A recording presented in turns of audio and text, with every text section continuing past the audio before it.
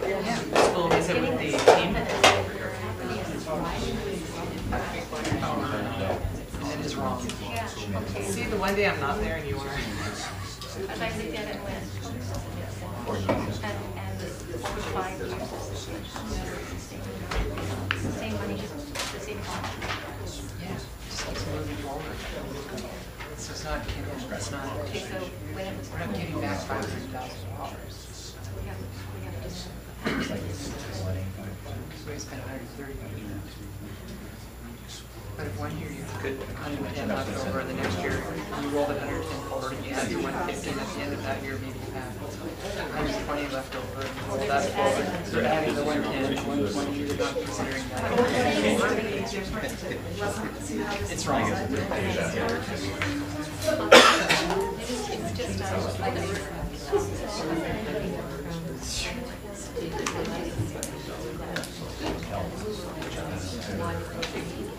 Yeah. Good, thank you. How are you, Randy? Yeah. We haven't responded. So say. well, I think Most that risk has been for a bed meeting. Yeah, but not attracted to your mind.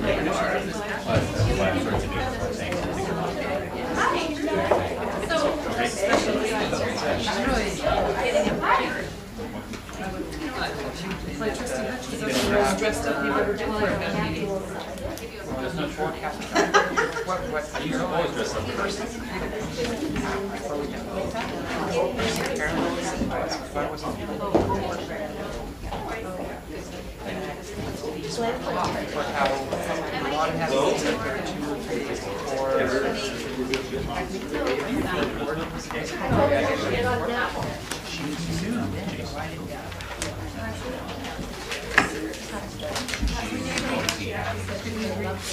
That's, she's been hot on this issue.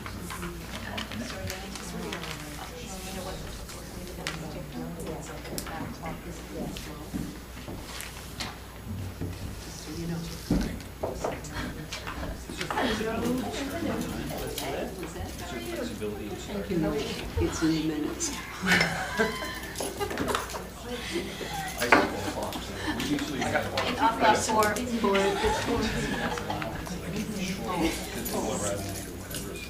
Well, I'm sure. It's just, I hate to see it when it's recorded. All I know is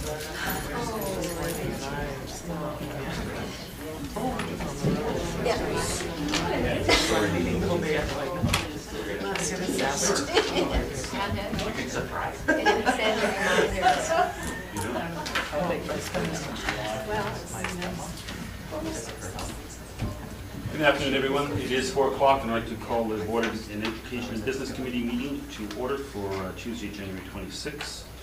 I would just like to begin by respectfully acknowledging that we are on the meeting on the traditional territory and the lands of the Coast Salish people. First item of your agenda is your adoption of the agenda. Is there any changes or additions to that? Seeing none. Moved by Trustee Jones, seconded by Trustee Croft. All those in favor? Opposed? Motion carried. The minutes of November 24th. I understand that there is an error in these minutes, as retired Secretary Treasurer Robert Harper, although his spirit is here, he actually wasn't here.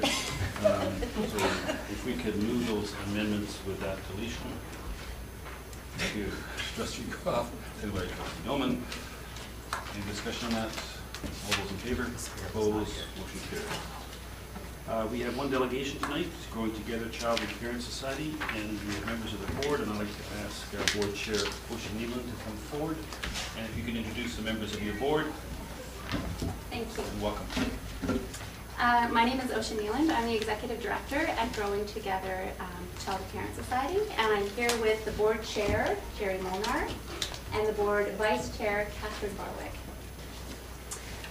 Thank you very much for having me here today. I didn't quite anticipate such a large audience. I've prepared a little bit of information in some folders for most of you. On one side are some sort of key points that I'm going to cover in the next 8 or so minutes, and on the other side are 3 diagrams that I'm hoping you can refer to while I'm speaking. So the first one is from Mary. And for Jason Sandquist and Barb DeGroot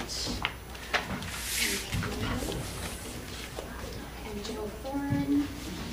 Trustee Thorne hasn't arrived yet. Okay, and Kathy Schmidt and Rob Hutchins, Maggie Doman, and Elizabeth Collins. And if I missed anyone, I have this one extra. Superintendent would be a nice touch. Sure.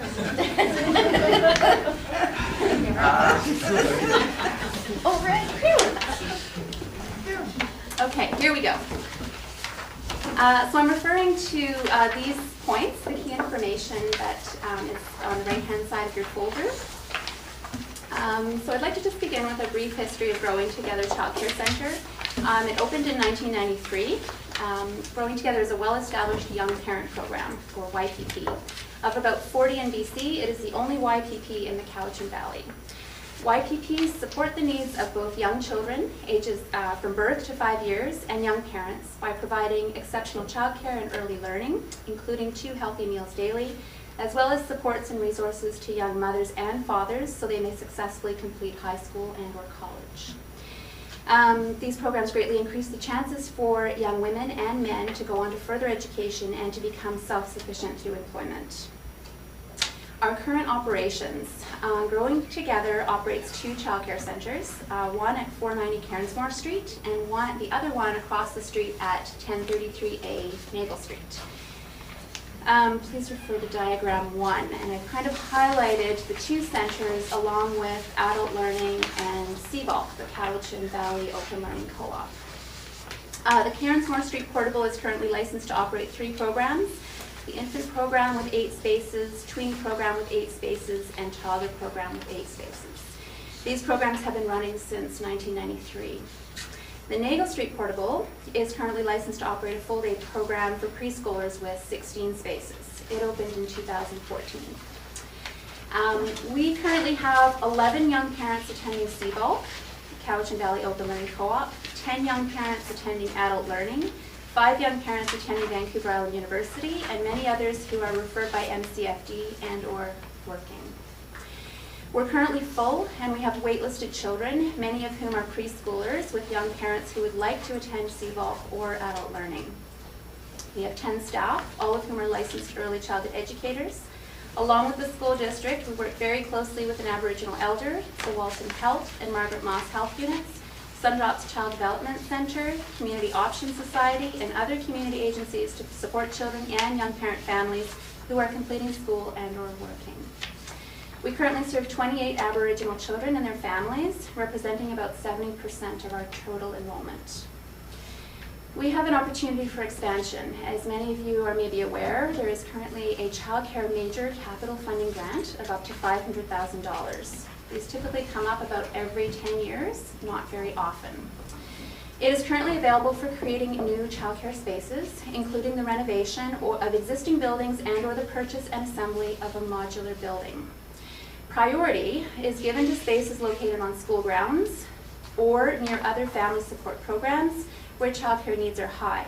Consideration is also given to programs serving Aboriginal communities. We fit all of these criteria exceptionally well. We propose to have 1 or 2 additions built onto the existing portable building on Cairnsmore Street that would provide between 12 and 16 additional childcare spaces for children 3 to 5 years old. Please refer to diagrams 2, which shows the existing portable to scale. I copied a to scale picture this time. And diagrams 3, I've lost my spot. The existing portable with additions. Okay, and what I've done is I've highlighted on diagram 3, proposal number 2, which is the one I discussed last week, in yellow, and the second proposal in pink, which is a little bit larger. The deadline for this grant application is the end of February, February 26, 2016. In order to move forward, we need a letter from the school board confirming support for the application and the terms and conditions of the lease, in addition to a number of other grant requirements. So it will involve a lot of time and work in order to prepare this grant. And so this is a very crucial and important first step that is relatively time sensitive. Some of the benefits to School District 79 that we've identified include additional childcare spaces at Carensmore Street would enable more young parents to enroll and be successful in school, as they would have access to childcare and supports that are specifically designed for young parent families, conveniently located beside CBOLC and adult learning, and fully funded through the YPP subsidy program. In addition to creating more childcare spaces, this grant could cover the costs of many land and building improvements, including replacement of fencing along Carensmore Street, replacement of heating and cooling system, cost of new decks and stairs, nature-based landscaping, etc. The creation of additional spaces at Carensmore Street could potentially free up the Nagle Street portable in future, should the school district wish to occupy that building. The plan for expansion would also not affect the road allowance should Nagle Street ever be extended, nor would it impact the school district's ability to sell the 5 lots surrounding the 2 lots occupied by the Carensmore Street building, though staff parking would need to be created, perhaps at the CBOLC property, ? The plan for expansion would also meet zoning bylaws, as there is currently 14 meters between the existing building and the road, and P1 zoning allows for a 6-meter setback on all sides. I thank you for your serious consideration of this proposal, and I and we welcome your questions or feedback about it. Thank you, Ocean. I have one question. So Sure. the childcare major capital funding grant is through which ministry? Is that MCFD? Or Yes, Ministry of Children and Family Development. And do they require any matching funding, or is it just simply $500,000? When you ask for up to $500,000, you are required to fund up to 10%, so $50,000. Much of that can be in the form of in-kind or voluntary contributions. Any other questions of Ocean at this time? Trustees? Ocean, thank you very much. You're welcome. Thank you That's for all listening. you do for us. Trustees, there is a recommendation from staff on 7B. We can choose to move that forward, or we can deal with it at that time. One wishing to move it forward? Moving on to action list.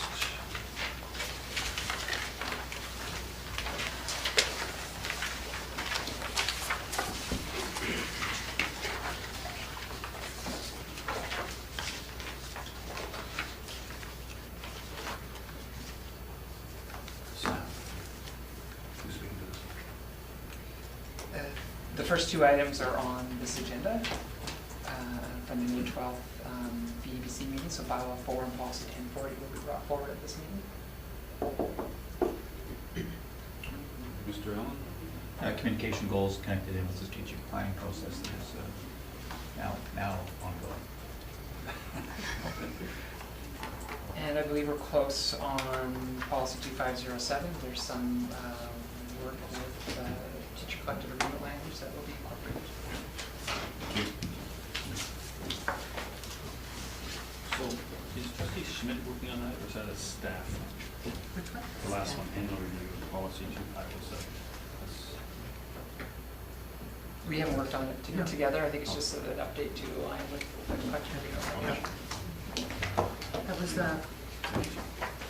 that one has come to advisory trustee questions. That's the one that's been going through advisory. Any questions of staff regarding action list? Moving on to education, OwnCloud demonstration. Yes, we've asked Mr. Posey and his charming assistant, Anna White, to give us a brief demonstration on, thanks Lisa, on OwnCloud and how trustees have been using it. In a recent document I sent you was connected through OwnCloud. All documents were. Okay, we'll have a demonstration of how that works, and then we'll be able to access those documents through OwnCloud.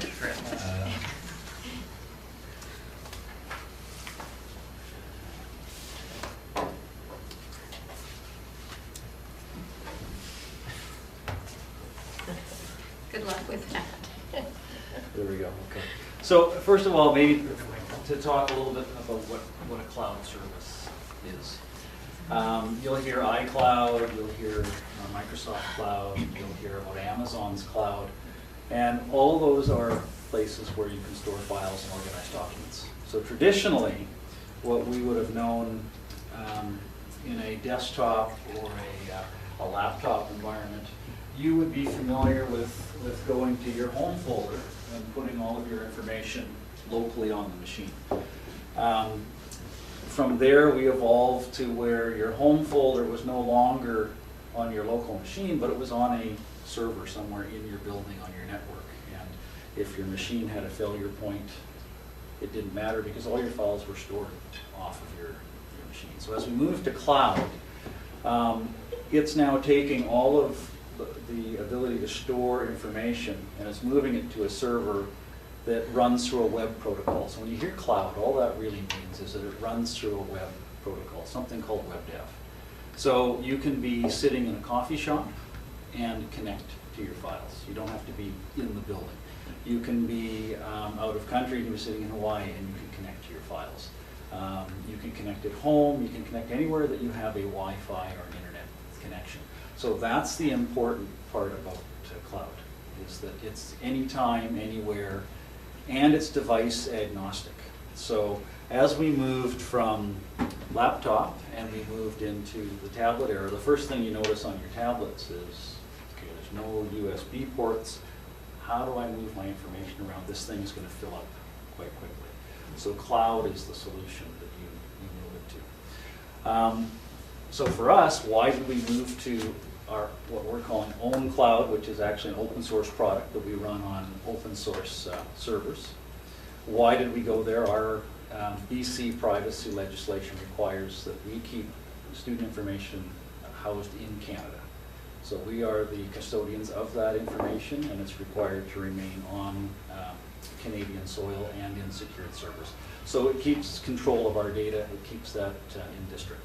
So what the tech team has done over the summer is across every building we have a dedicated cloud server for each of our buildings, where the students can store their work, where teachers can store their work. And then it facilitates collaboration. I'm going to talk to you a little bit about that once we get in. So what it looks like is if I log into our cloud. So right now, Glenn's logging in via an internet browser. There's also an app for iPad or phone, and there are different reasons why you would be logging in either by the browser or by the app. They have slightly different functionality, but the idea is that as long as you can connect to the internet, doesn't matter what device or machine you're on, you can get there. So here we are logged in. So this is through, as Lisa said, a web browser. I've got some files that are put into the space. The key thing here is about collaboration. So if I want to share with a student or with a teacher, I can simply click on share, and it'll bring up some options for me. So who do I want to share with? In this case, I could share with another teacher that's in the building.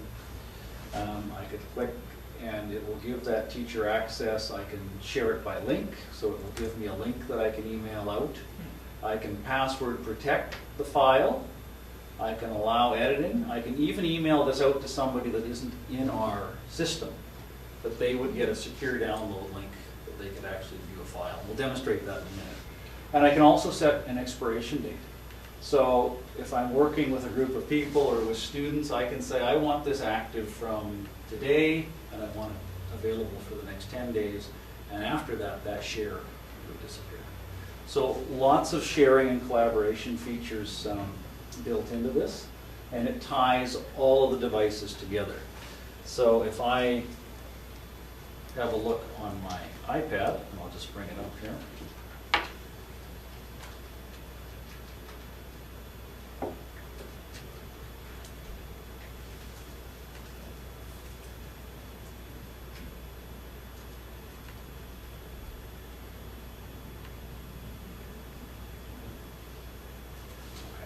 So now you're looking at my iPad on the screen. So if I open up my Own Cloud, I'm now looking at the same file set that I was just showing you, but it's now available to me on this device.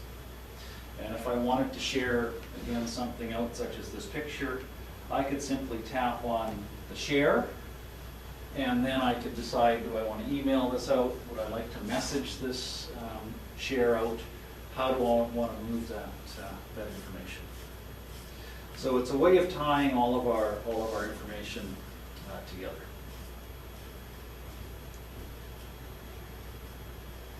I'm just going to go back and I'll show you how that we save files on the system. That would be a good one. Oh, it's lit. So if you're on and I'll start with a desktop environment. If you're on a desktop environment, if I want to go into one of these folders, I click on the name. And if I want to save a file there, this is just like Dropbox or similar. I can simply drag and drop. And now I have saved my file. So that's how it's simply a drag and drop. That file has been saved. And now I could get access to that. If I go back to my iPad, that picture that I've just uploaded is there. So if we want to save something from staff are sending out an attachment in an email, we can just drag and drop that attachment? You can drag and drop the attachment. And if we wanted to share that, for example, I'm on a different school server right now, but I could set this up to share a link, and I'll email this, Lisa, to your email address. So I'm just going to send this to itsy@sd79.bc.ca, and I won't set any other passwords, but I will share the link, and I'm going to, I better type it correctly, and I will go send. And then so how I've been helping teachers set up something similar is creating a folder that maybe has all of their permission slips and handouts and things like that done. And then they can share that link to their parents. And then anytime they put anything in that folder, it will be, that parent can go back and access it, and there will be new stuff in there. So the teacher doesn't have to email everything every time to every parent. They just set up the folder one time and parents can access that. So do you want me to grab the? Yeah, absolutely. Okay. So now Glenn has emailed that to me, and I'm going to jump on here and show you what that looks like. And this can be a PDF, a file, a Word document, any file format that you can create, you can share and send to a mobile device or to a laptop or desktop. It's your AirBook, isn't it? It's not. Or is it Posey's computer? It's MacBook Air. Yeah, it's not. Broadcast, right? It is, that is. Got it. It just takes a second. Technology. Yeah, we're doing lots, and this is what we're doing here is what is happening more and more in our classrooms. This is the type of flow. So if I was a parent or somebody not in the school that Glenn's emailed to, this file that he just shared comes to me in my email. Now, I'll touch on that file link to view it. I don't have to have my own version of OwnCloud loaded up on my device. I just have to receive that link and I will just see the file. So again, to parents or people who aren't on the app, you can still share out to them. They don't have to have their own OwnCloud account. So Which is, Rod, I believe what you were doing, that share out. Which apparently right now when I call that document up, it's not working, but that's No, it didn't. probably me. So it wasn't us. It is. It's hard to reach. Not yet. I know. Okay, we're trying. So you guys will set one of these up first? Yeah, absolutely. yes. I'm actually not asking, you know that.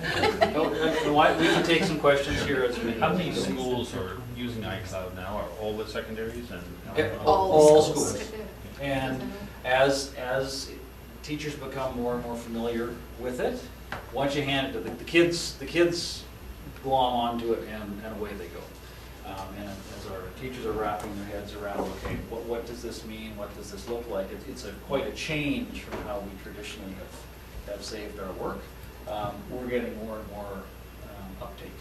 And so the goal of this, outside of your use as a board, is that we can now keep a portfolio of student work as they move through the grades. And they can pair it, because data size will become a challenge for us at some point. But the goal here is to be able to keep those learning samples as they progress, and then they continue, can return to them.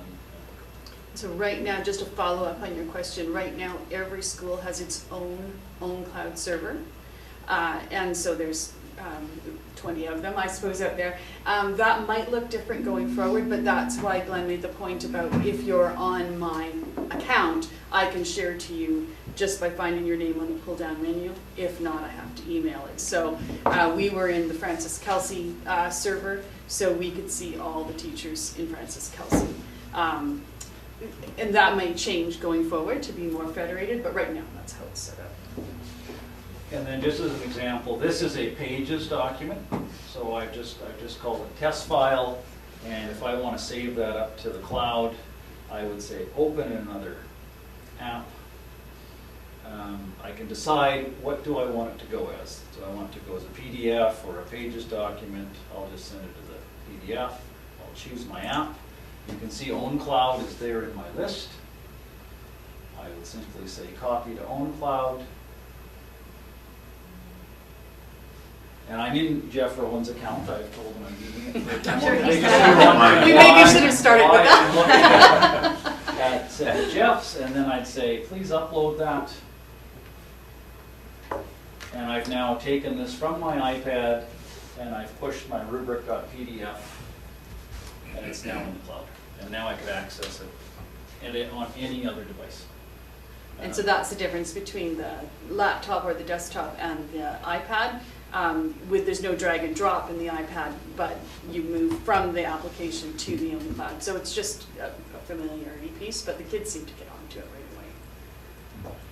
So when I heard from two teachers at Cal High when I was visiting them before Christmas, they were excited because there's no longer the excuse I left my homework at home or the dog ate it. So it was safely stored somewhere else. Yeah, absolutely. And there's other great features in this system as well. First of all, any type of sharing, when it's a graphic, a photo, there's lots of options. So it's got a photo gallery built in. I could download this image if that was one that I wanted to pull back down from the cloud. It also has a wonderful transaction log. So if I want to know who shared something with me, what I've shared out, I can look in my history and it'll show me a transaction of what's gone on in my account for the last time period. I can see activities by me, activities by others. So some real power there. And then you've got things such as shared with you. So if Rod has shared something just specifically with you and named it in a folder, it would show up in the shared with you shortcuts. If I've shared things out, I could look and it'll tell me everything that I've shared out with others. It'll tell me what I've shared by link, meaning I've sent that link out. And I can organize files. If I star them, such as I've done with this one here, it'll show up in my favorites. So I can narrow down if this is an active project or a file of importance. I just start, and it's a quick way, and again, it transfers right to your app as well. So not really a training session, but it certainly shows you the collaboration, anytime, anywhere. We're in control of our data. And when we look at communicating to parents, this is a wonderful tool. One-click link. It can go out and a parent can have access just from any browser-based device. Well, I'm glad to see what it can do, but can you tell me how to get on it, please? I don't have that on my... Yeah, we would provide you with a username and password. Eventually, or like we have to come and see you about that, or will you send it out? I can get that to you. Ron, right now, until we go to our self-serve where you'll have full management, Ron, my technician, will deal with all of that. So I'll just get the passwords and I can send them out. Okay, because I'm sitting here going, that's great now. Yeah, absolutely. Next step. Absolutely. Sorry, I didn't come briefed as a training session and more as a this is what we can do. so that when you get your username and password, you'll know what to do with it. But we can have that done in the next couple of days Yeah. if everybody would like their password access, absolutely. Trustee Croft? Is this something that people use to sync, to keep all of their schoolwork up there and sync it back to the computer and so on? It does have some sync features. Right now, we're running it more as a push, a manual push. You push what you want. We're not wanting people to dump their whole phone up and down to the system just for space. But it is something that you can set to sync photos and various things. And it does have versioning, so if you go to resave that document, it recognizes it and asks you, would you like to keep a second version of this document, or would you like to keep just the replacement document? Yeah. Mr. Allen? Thank you. I know you've had some training sessions or some information sessions with folks from across the province. What's been the I mean, we had uptake? tremendous interest.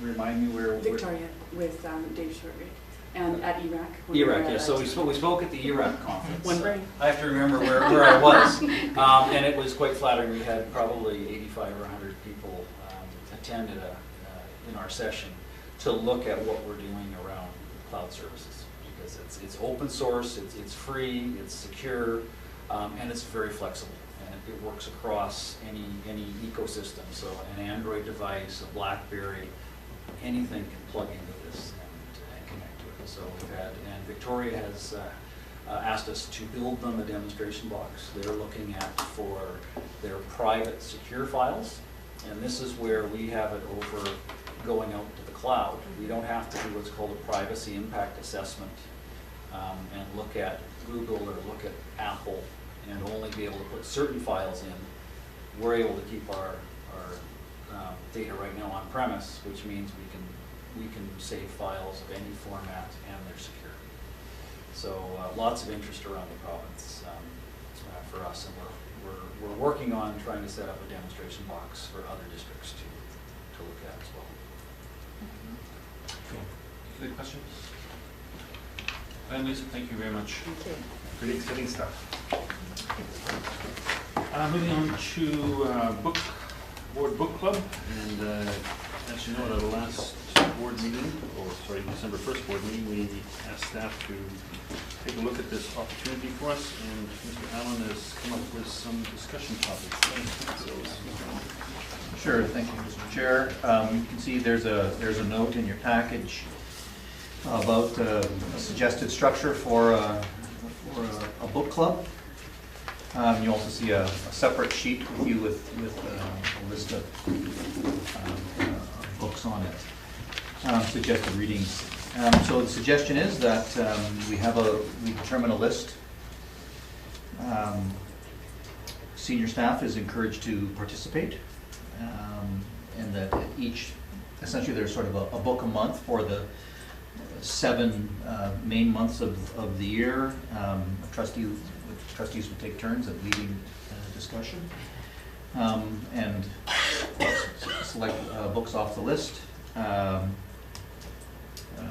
to read.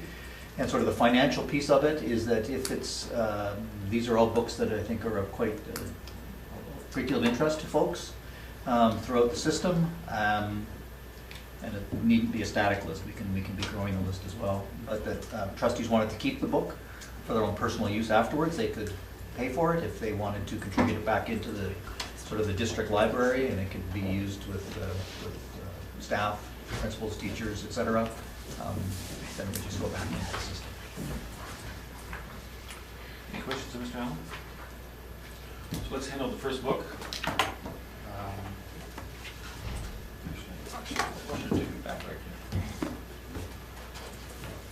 So Mr. Allen is proposing Young Val's book, as he is coming to our community in February 29th. February 29th, in a month's time. And there is no Nice movie to go with this book, so you have to read. Sorry. It's a shame there's no movie. In fact, I don't think there's any movie to accompany any of the books, so you'll have to do some reading. I will volunteer to lead the first book review at the next meeting in late February. but we're looking for volunteers. You don't have to volunteer now unless you're keen to lead April, May, June, October, and November. I can take May. You could take May. Elizabeth is taking May. So which book I would think that be? Candace said April. Okay. So you've got the inconvenient in there, Do I? No, Okay. sorry, these are not in Not in order. These are not in any order. Oh, In okay. order. Sorry. So, So you can pick perhaps whatever you wanted, or you, or Well, I'll take whatever and I'll take, what's the, June. June sounds good. Maybe I'm going to holiday. So myself is doing February, Candace is doing April, Elizabeth is doing May, Barb doing June, October, November. Randy, is that yes for October? Sure. That leaves I do this completely under protest, I'm sorry. I'll be honest. Just give her the shortest one. okay, there is one that has a movie attached to it. There actually is one, and if you want to chat, we can. I need to go. So we'll determine the sequence of, I like this so actually what will happen is perhaps if Candace could speak with Mr. Allen before April's meeting and choose the next book. Okay, so my question is, are you then leading us through the first book? Yes, I said, I'll do the one in You're doing this one? Yeah. for February, yes. Thank you. That's great. So, Mr. Allen, do we need a motion to support in principle your proposal? I'm sorry, I have a question. Trustee Cross, yes. So, in terms of presenting this to the board, how do you do that? How do you present, how do you share your information? It's just a discussion here at VEB? So yes, it's board book club. So Well, at the I end- just didn't understand. Sorry, at the end of the it was meeting, right we'd have here. perhaps a 20-minute discussion Oh, on the book. okay. And our learning some book. For this first month, I did contact Yong Zhao, and he's provided some reading guidance questions. Oh. So the only person to say is the chair of this committee. All right, Candace, sorry, Trustee Spillier. Could I request that the questions come out then and we know what we're reading for? Yeah. Thank you. Oh, we're They're gonna read pretty the simple. text, or It's two questions. Oh, just two questions. Oh, okay. So do we need support in principle? Your discretion. So moved. Moved by Trustee Spillier that we support in principle the proposal for the book club to the Board of School Trustees. Is there a seconder? Trustee Doma, any discussion on that? All those in favor? Opposed? Is that opposed? I don't know. You've got a We majority. we still have questions, actually, but never mind. Yes, it's a go. Sorry, Rob. Motion carried. Okay, moving on to BCSTA Provincial Council issued form items, and thank you staff for circulating all those documents. As you recall, back before Christmas, the Provincial Council is, let's say, bringing some more teeth to the afternoon session of the Provincial Council. And they are asking your input into the various audits that are conducted by the province, whether they're compliance audits or auditor general audits, or efficiency audits, and staff have given you some thoughts on that on page 12 and 13. Is there any comments or direction on those?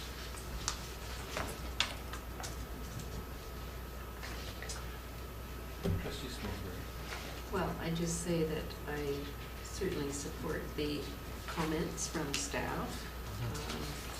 In my own thinking, I'm thinking that, first of all, the whole audit endeavor seems to have expanded significantly within a very short time. I think when we started as a board last year, I became aware of some of these audits, and prior to that, it was not in our thinking, other than school district compliance audits around enrollment and special education and Aboriginal education and that kind of compliance audit, that's been part of what's happened for a long time. And the intent of that one is simply accountability for ministry direction and to see if we are compliant, particularly around the enrollment and program for kids. But the sort of array of audits that are suddenly available to us is fairly significant in terms of a change for school districts in the last very short number of years. So it seems to me a concern in terms of what exactly is the Auditor General's purpose in expanding the audit process for K-12 school districts. Are they trying to bring us into the same kind of regulatory system that the other agencies have? Or are we suddenly up on the radar as a K-12 system that needs accountability auditing? So that was my first thought. In looking at the audited report, or audit reports that were sent out to us, and I frankly couldn't find the governance ones.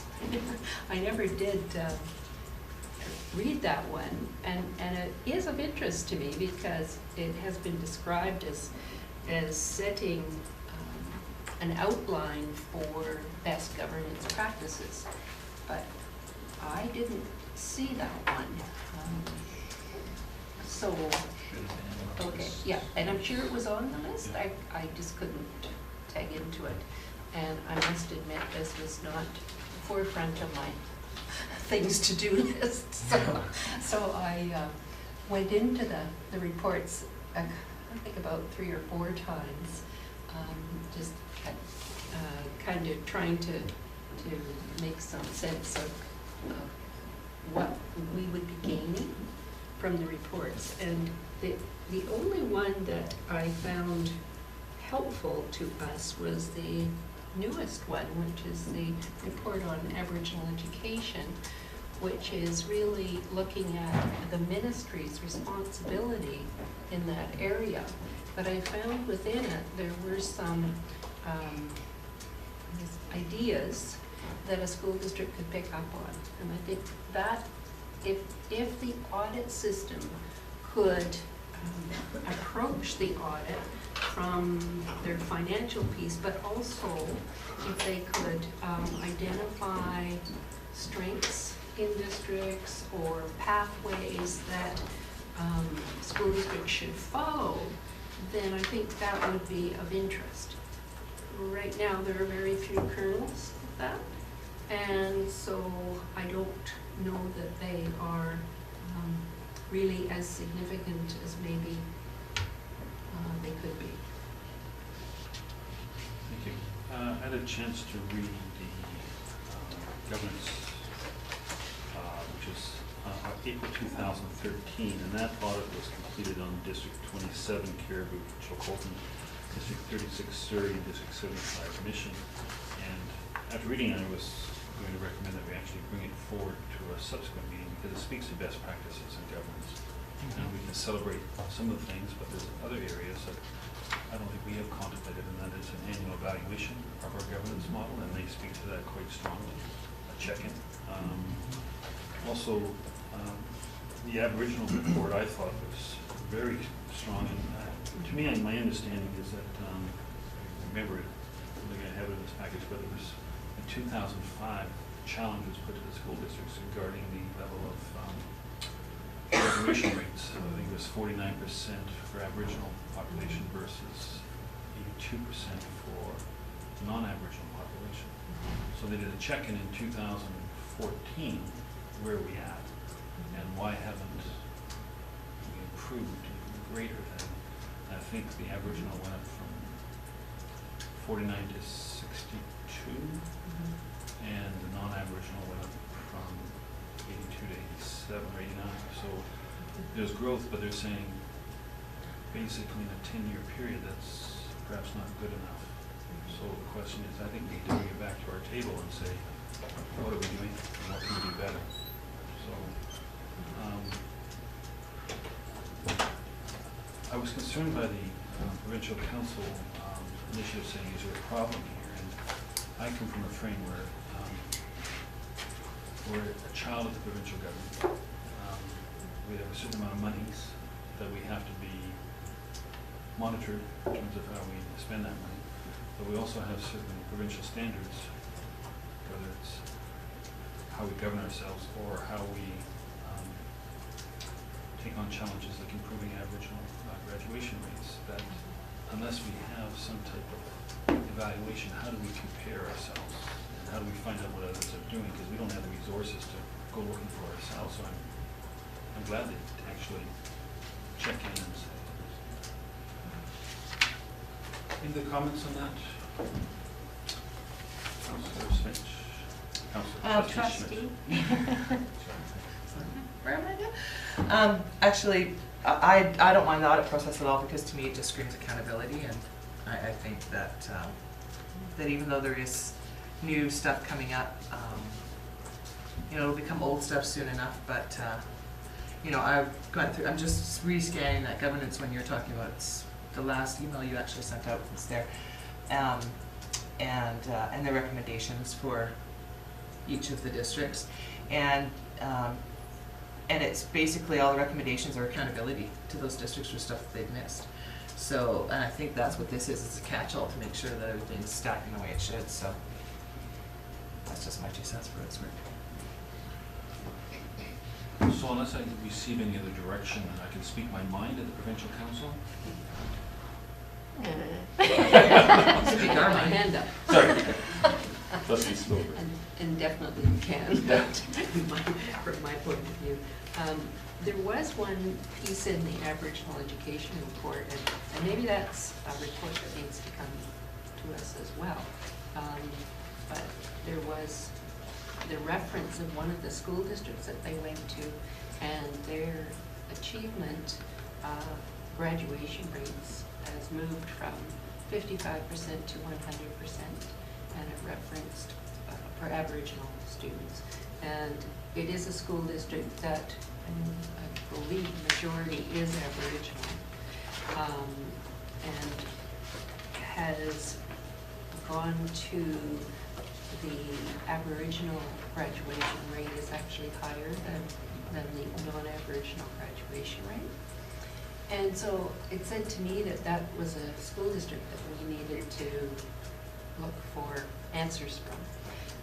I had an opportunity to talk to the chair of the board of that school district, and I asked, well, what are you doing that has made a significant difference? And the board chair's response was they have an early intervention program that they start every child on when they enter the schools, kindergarten, and that child stays on that program until over mastery, until their level is 1 year ahead of their grade level. And that's how they've managed to eventually move the graduation rates forward. So I think it's a program and an idea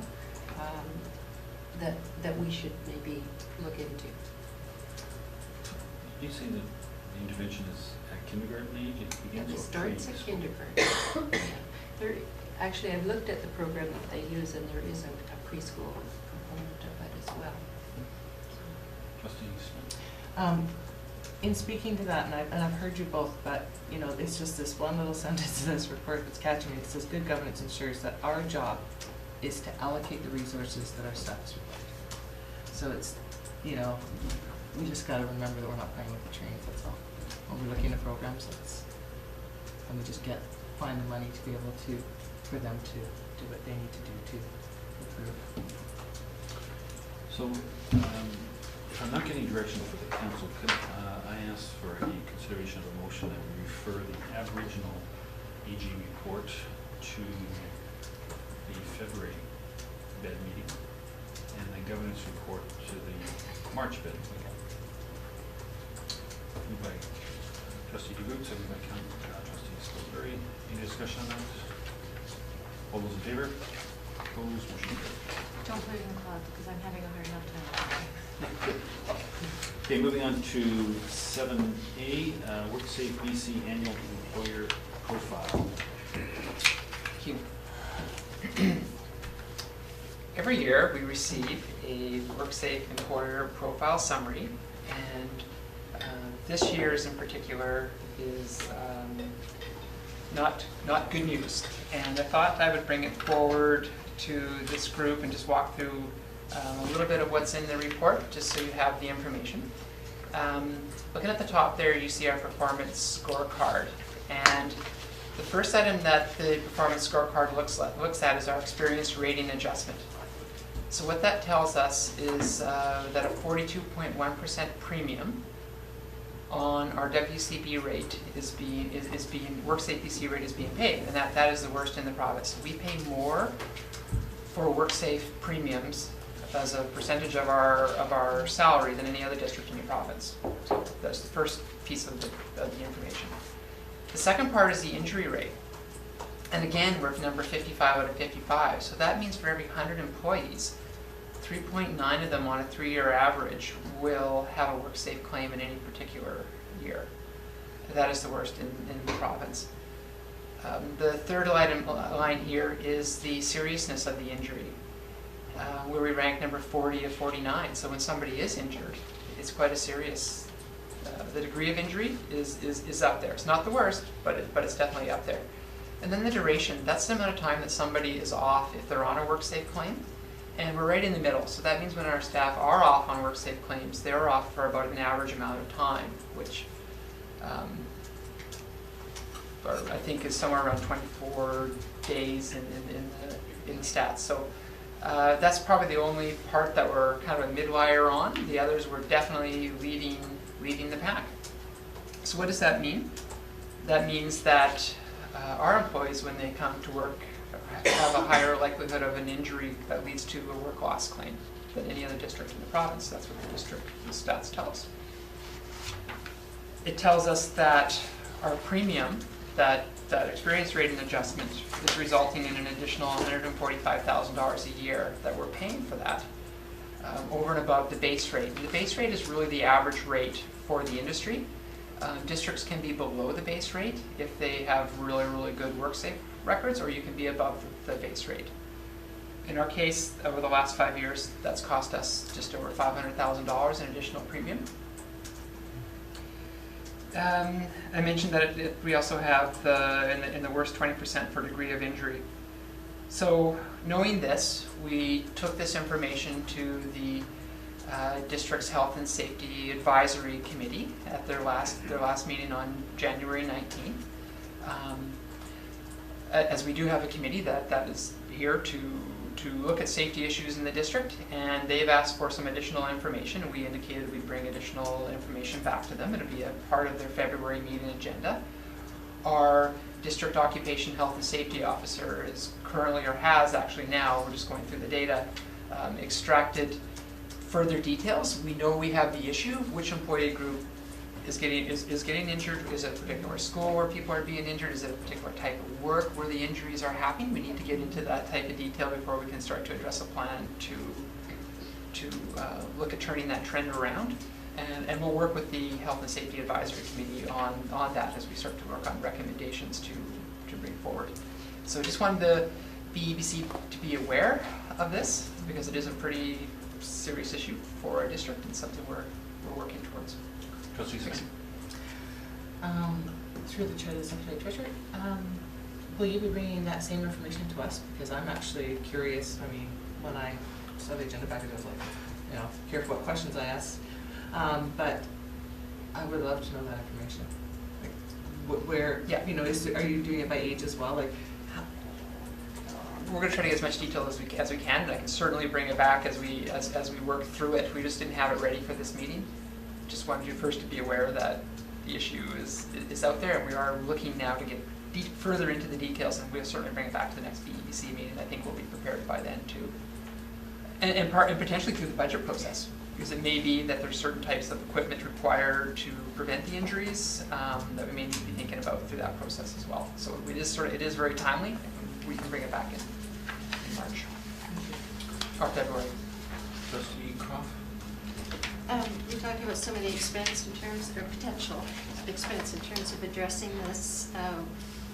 Would training ever figure into that? Could that be revealed through this Yeah, research? some of the significant injury areas are overexertion, and that could be a training.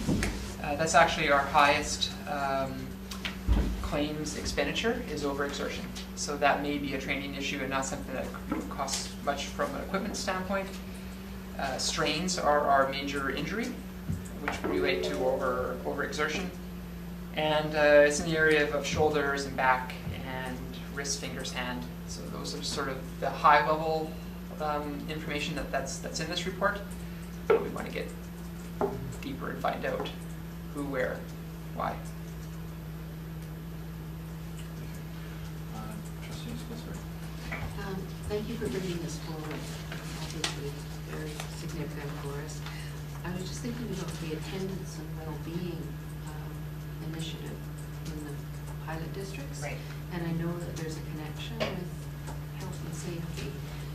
Perhaps there's something within their work that might be helpful to us. I was thinking the same. Yeah, I think that, or is some of that money going to be available actually to assist with this issue as well, as we start to get more clarity around the rules of that grant? Thank you.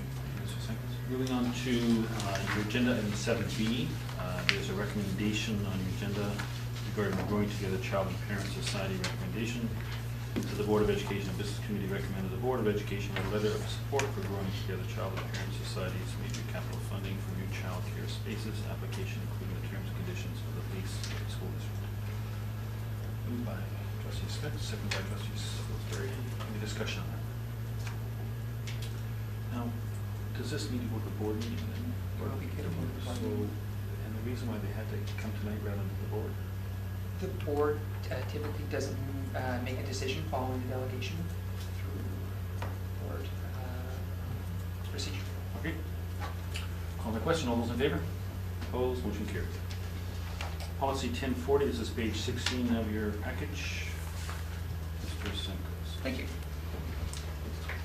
At the May 12th meeting of the BEBC, Policy 1040 was referred for review. And at that time, the board had not adopted Policy 1001, which is the role of the board. And the role of the board in conjunction with the School Act, Section 111 of the School Act, really does cover off the budget process. So it appears now that the policy itself is redundant, as it's now included through fiscal responsibilities in Section 8 of the role of the board. So we're asking, recommending that the policy be rescinded. So moved. Second by Trustee DeGroot. Any discussion on that? Good work. All those in favor? Thank you. School calendar bylaw number 4. You've been busy, Mr. Sinclair. Thank you. This was also referred for policy review. And in this case, the School Act now governs the school calendar, as well as School Act regulations, and this bylaw is now redundant. Yes. So moved by Trustee Smith and seconded by Trustee DeGroot. Any discussion on that? All those in favor? Opposed? Motion carried. Any other business, Mr. Allen? Any other business? Motion to adjourn. All those in favor? Opposed? Motion carried. Thank you, everyone. I'm open to offers on the books that have movies attached to them.